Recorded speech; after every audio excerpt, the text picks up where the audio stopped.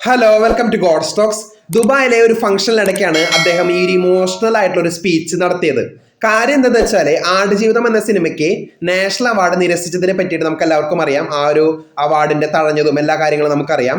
അപ്പോൾ അതിന് മറുപടിയായിട്ട് അദ്ദേഹം പറയുന്ന വാക്കുകളാണ്. ആ ഒരു ഫംഗ്ഷനിലിടയ്ക്കാണ് അദ്ദേഹം ഇങ്ങനൊരു മറുപടി കൊടുത്തത്. അദ്ദേഹം പറയുന്നത് ഇങ്ങനെയാണ്: സിനിമ എടുക്കുന്നത് ഏതെങ്കിലും ഒരു ജൂറിയെ പോലുള്ള 10 പേരടങ്ങുന്ന ഗ്രൂപ്പിന് വേണ്ടിയിട്ടോ അല്ലെങ്കിൽ അവർക്ക് കണ്ട് മാർക്കിടാനോ അല്ല, അല്ലെങ്കിൽ ഏതെങ്കിലും ഒരു ഇന്റർനാഷണൽ ഫെസ്റ്റിവലിൽ ഷോക്കേസ് ചെയ്യപ്പെടാനോ അല്ല. എല്ലാം നല്ലതാണ്, കുറ്റം പറയുന്നില്ല. പക്ഷേ സിനിമ എടുക്കുന്നത് നിങ്ങൾക്ക് വേണ്ടിയിട്ടാണ്, പൈസ കൊടുക്കുന്ന പ്രേക്ഷകർക്ക് വേണ്ടിയിട്ടാണ്. നിങ്ങൾ ആ സിനിമയ്ക്ക് ഏറ്റവും നല്ല അവാർഡ് ഓൾറെഡി നൽകി കഴിഞ്ഞു.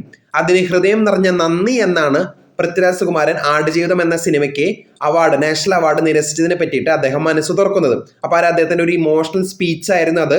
ഇതിന്റെ പൂർണ്ണ രൂപം ഞാൻ ഈ ഒരു ഇത് കഴിഞ്ഞാൽ അറ്റാച്ച് ചെയ്യുന്നുണ്ട്. അപ്പോൾ നിങ്ങൾക്ക് അത് കാണാം, വിലയിരുത്താം. അപ്പോൾ കൂടുതൽ അപ്ഡേറ്റ്സിനെ കാത്തിരിക്കാം. ചാനൽ ഇഷ്ടപ്പെട്ടെങ്കിൽ ഷെയർ ചെയ്യുക, സബ്സ്ക്രൈബ് ചെയ്യുക. Thank you. സിനിമ എടുക്കുന്നത് ഏതെങ്കിലും ഒരു ജൂറിയിൽ ഒരു 10 പേര് കണ്ട് മാർക്കിടാനോ അല്ലെങ്കിൽ ഏതെങ്കിലും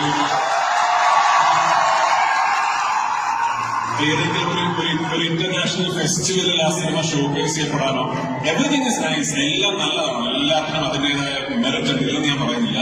പക്ഷെ അൾട്ടിമേറ്റ്ലി സിനിമ എടുക്കുന്നത് നിങ്ങൾക്ക് വേണ്ടിയാണ്. നിങ്ങൾ തിയേറ്ററിൽ പോയി ആ സിനിമ കണ്ട് ആസ്വദിക്കാൻ വേണ്ടിയാണ്. അപ്പൊ നിങ്ങൾ ഈ സിനിമയ്ക്ക് ഏറ്റവും വലിയ അവാർഡ് തന്നു കഴിഞ്ഞു. ആൻഡ് അതിന് ഒരു വലിയ വലിയ നന്ദി. Thank you so much. Like I said, ഒരു വളരെ സ്പെഷ്യൽ സിനിമയാണ്. Thank U.